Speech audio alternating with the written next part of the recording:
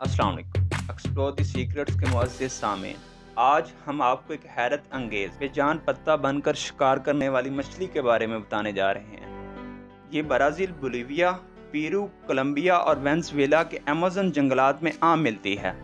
ये किसी बेजान मुड़े तड़े पत्ते की तरह तैरती रहती है और शिकार को लबाकर इसे नवाला बना लेती है। दोस्तों, इसके निचले जबड़े का किनारा भी पत्ते की डंठल जैसा लगता है।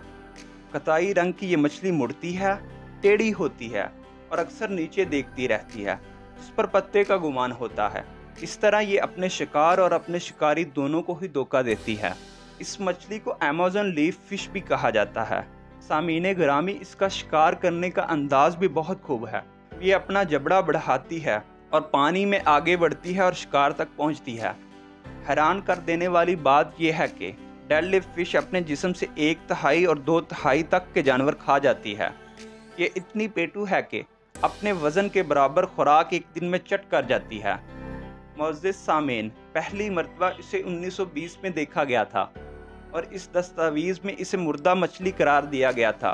बाद में मालूम हुआ कि ये इसका आकलाना अंदाज है, जिससे वो खुद को मुर्दा साबित करती है। अगरचे इसे पाला भी जाता है, लेकिन अपनी हमला आवर शिकारी सिफ्त की बना पर हमेशा ये कोई दुरुस्त फैसला नहीं।